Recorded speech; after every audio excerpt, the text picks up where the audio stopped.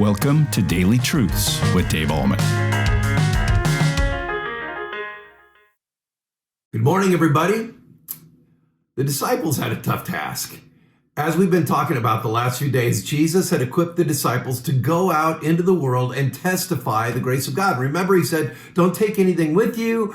Come to people's homes, say, peace be with you. If they believe in Jesus, if they believe in me, then go into their home and you can stay. So he pretty much sent them out without any kind of sustenance. He basically was saying, you're going to be taken care of. But then he warns them with these words. I want you to listen to this. This is verse 17 and 18 of Matthew chapter 10. Beware of men, for they will deliver you over to courts and flog you in their synagogues. He's talking about the Jewish leaders who would flog them when they came into the synagogue and testified that Jesus was Messiah. And also they had the small court whereby Jewish disputes were remedied. He was saying, you're going to be carried to the courts. You're going to have to testify what I've done.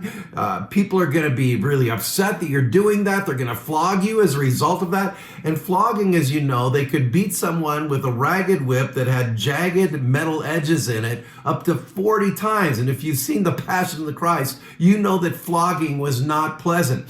So Jesus said, hey, it's going to be tough. You're going to be persecuted.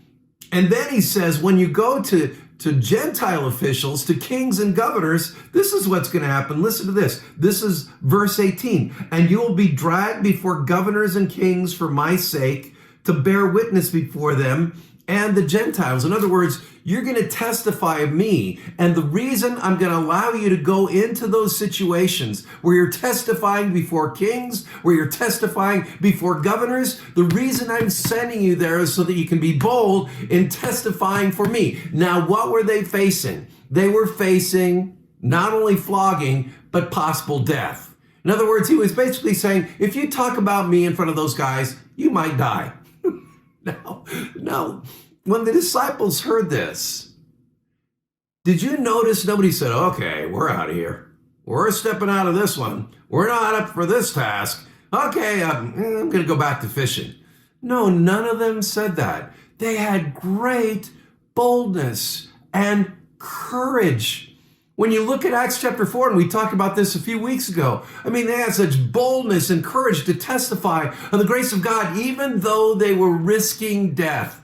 St. Paul said it best when he said in Romans chapter 1, I'm not ashamed of the gospel, for it is the power of God and his salvation to all those who believe, the Jew first and also the Gentile. As you know, 11 out of the 12 disciples were martyred, were put to death because they testified of the grace of God. Now, what is the application for us? The word I'm thinking of for you and me in this culture today is the word persevere. Keep persevering and testifying of the grace of God. Now, we may not be facing death, but as a result of our testimony about Jesus, we may lose a job, we may lose a friendship, we may be ostracized in the community, et cetera, because it seems like Christians are going against the flow of the culture. And my encouragement to you today is keep going against the flow. Keep doing what you're doing. Keep testifying of the grace of God. If there's anything that Satan wants Christians to do, is to be silent about who Jesus is and what he's done. But in the face of that kind of adversity, my friends, we must keep testifying and persevering and testimonying, if you will, about who Jesus is, what he's done, and why the world needs him so desperately. Because I want to tell you, the world needs him desperately. Now, I shared with you that the key word for today is the word persevere. And I'm going to change gears just for a minute. There may be things that God has laid on your heart to do, and you know it's of God. And there may be times when Satan comes to you and basically says, don't do it, just give up, it's not worth it, you just quit.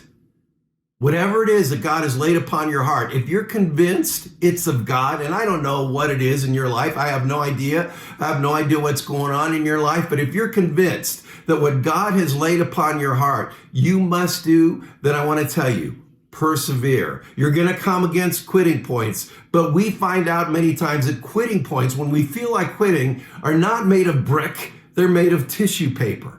And you just crash through those and you persevere and you keep going.